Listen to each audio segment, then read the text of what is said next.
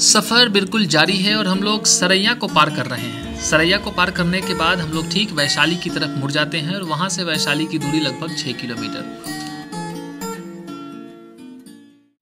Hey guys, welcome back to Nitish Rathore blog. और अभी हम लोग पहुंच चुके हैं वैशाली को। अभी मैंने आपको बताया था इंस्टाग्राम के थ्रू भी और शॉर्ट्स के थ्रू भी, यूट्यूब पे भी, कि हम लोग स्टार्ट कर रहे हैं बिहार के ट्रिप को और हम लोग निकल रहे हैं कंप्लीट बिहार को एक्सप्लोर करने। तो अभी हम लोग मौजूद हैं वैशाली में और यहाँ से हम लोग स्टार्ट कर रहे हैं इस पूरे बिहार के भ्रमण को।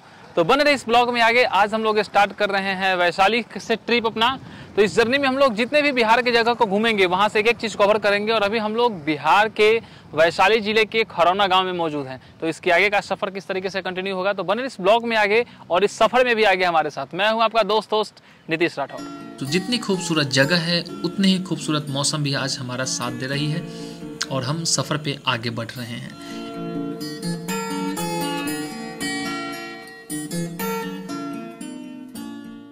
रेलिक स्तूप के बारे में जानने को बहुत सारी चीज़ें हैं यहाँ पर और एक एक करके हम उन सभी चीज़ों को जानेंगे।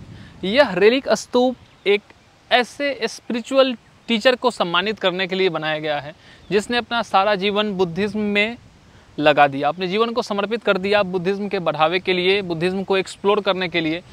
और उन्होंने अपने जीवन काल में बुद्धिज़्म को इंडिया ही नहीं पूरे विश्व के स्तर पे फैला दिया था। जी, हम बात कर रहे हैं गौतम बुद्ध की और यहाँ पे हम लोग पहुँच चुके हैं उनके इस स्तूप को भ्रमण करने और इस पार्क को भ्रमण करने। इस बीच कबीर भाई हमारे साथ इस खूबसूरत पार्क से होते हुए हम लोग गुजर रहे हैं और कहते हैं, इस बीच सुनिए कि कबीर भाई क्या कह रहे हैं। सांप। उसको सांप नहीं कहते, छोटा सांप कहते हैं। तुम्हारे कॉलेज में होगा, किताब में। कबीर भाई की बेइज्जती करने के बाद हम लोग आगे बढ़ रहे हैं और यहाँ पे वियतनाम से आए कुछ लोग यहाँ पे पूजा अर्चना कर रहे हैं। जो लोग बुद्धिज़्म को मानते हैं उनके पूजा करने का तरीका हमें समझ तो नहीं आ रहा, लेकिन हम उन्हें देख रहे हैं और उनकी इस श्रद्धा को नमन करते हैं।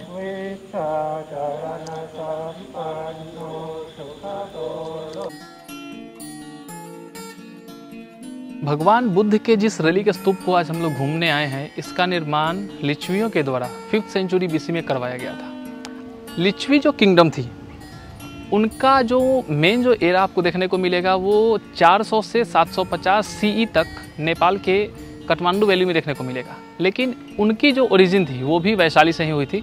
आप यहाँ पे जो चीज़ देख रहे हैं, यहाँ पे गौतम बुद्ध के मोक्ष के बाद उनके जो अवशेष थे, उनके जो राख थे, उसको उस वक्त के 8 राजाओं के बीच में बांट दिया गया था और एक राजा यहाँ के जो लिच्छवी के जो राजा थे वैशाली के, उनको भी सौंप दिया गया था। अब आपको ये जानकर हैरानी होगी कि उस वक्त जितने भी राजा थे प्रेजेंट में, उस समय के 8 जो बड़े से बड़े दिग्गज राजा थे, उनके बीच उनके अवशेष को बांटा गया था।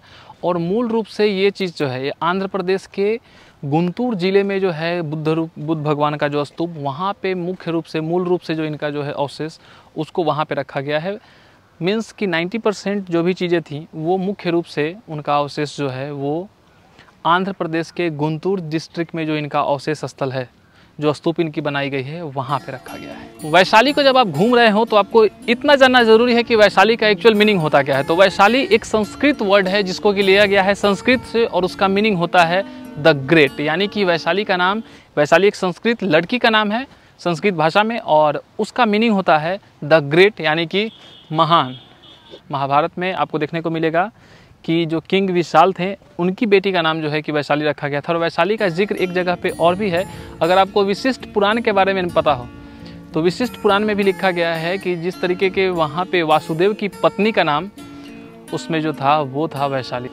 यहाँ पर स्तूप में जितनी भी चीज़ें आप देख रहे हैं, यहाँ पे स्तूप के एरिया को अगर मैं कवर करने की कोशिश करूँ तो यहाँ पे आपको देखने को मिलेगा कि जो बेसमेंट है सिर्फ वही बच चुकी है।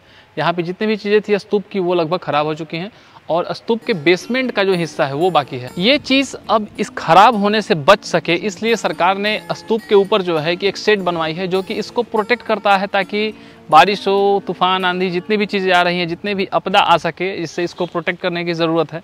बारिश आ चुकी है और इस बीच हमारा सिलसिला जो है थोड़ा सा ख़राब हो रहा है, इसलिए हमें भागना पड़ेगा। तो चलिए 1 2 3 अभी ब्लॉग कंटिन्यू रहेगा और हम लोग बहुत सारे सामान को लेने के बाद इस चीज़ को कवर करेंगे। तो बने रहिएगा इस ब्लॉग में, आगे कंटिन्यू करते हैं। बारिश आ चुकी है, सामान इंपॉर्टेंट है, लेके चलना हमारा ज़्यादा ज़रूरी है। बैग उठा ले, हम हेलमेट लेके भाग रहे हैं। ओके गाइस, तो इस ब्लॉग में आगे कंटिन्यू करेंगे और स्तूप की जितनी भी चीज़ें हैं उसको हम लोग घूमने की कोशिश करेंगे। जाइएगा नहीं कहीं, बने रहे इस ब्लॉग में आगे। मैं हूं आपका दोस्त नीतीश राठौर। भाग। और हम लोग यहाँ पे ब्लॉगिंग कर ही रहे होते हैं कि झमाझम बारिश होने लगती है और फिर हम लोगों को मिल जाता है छिपने का एक ठिकाना। ये वहाँ के गार्ड के लिए बना हुआ कमरा है जहाँ पे गार्ड साहब रात को सोते हैं और उन्होंने हमें दिन में शरण दिया है। बारिश झमाझम होने लगती है और जो लोग घूमने आए हैं वो भी हमारी तरह कहीं ना कहीं छिप जाते हैं। इस बीच मुझे एक गिटार मिलता है जो कि वहाँ के फोटोग्राफर्स की है। हालांकि मैं इस पर कोशिश करता हूँ कि कोई धुन निकाल सकूँ, लेकिन मुझसे निकल नहीं पाता है क्योंकि मुझे गिटार बजाना नहीं आता। हालांकि अगर ये पियानो होता तो मैं थोड़ा बहुत आपको सुना सकता था।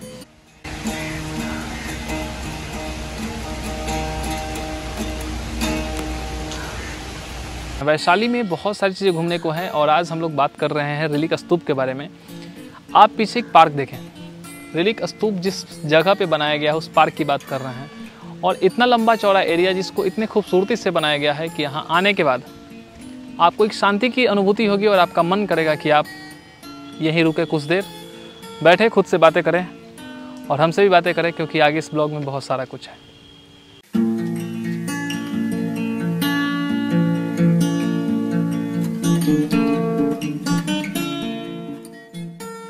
सफ़र को हम लोग जारी रखते हैं और सोचते हैं कि फिर से ब्लॉग शुरू करें, लेकिन बारिश अभी रुकती नहीं है। और इस बीच हमारा ये ठिकाना आपको दिख रहा होगा। इस बीच हम लोग अंदर बैठे बैठे हम और कबीर भाई कुछ भारत के जीडीपी की चिंता करने लगते हैं। और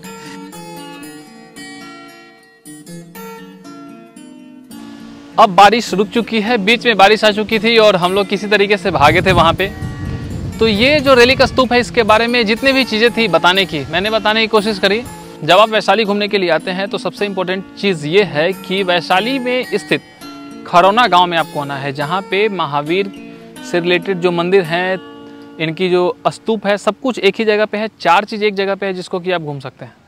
और मोस्ट ऑफ द टाइम अगर आप इस चीज़ को देखें तो 4 चीज़ें एक साथ हैं एक ही स्पेस पे। जैसे कि अभिषेक पुष्प जो है, पोखर का जो एरिया है, वहाँ पर भी आप घूम सकते हैं। तो सभी चीज़ें एक साथ रिलेटेड हैं और ये वैशाली से लगभग 3 किलोमीटर अंदर में पड़ेगा। तो ये एक आपके लिए बेहतरीन जोन है कि इसको आप एक्सप्लोर करें। चलिए फिर इस ब्लॉग में इतना ही, मिलेंगे आपसे अगले ब्लॉग में। अगर चैनल पर नया है तो सब्सक्राइब करके जाइएगा, क्योंकि हम लोग आपको घुमा रहे होंगे बिहार ट्रिप और आज से शुरू कर रहे हैं बिहार का ये पहला सिलसिला। तो बस इस ब्लॉग में इतना ही, मिलेंगे अगले ब्लॉग में। तब तक के लिए जय हिंद।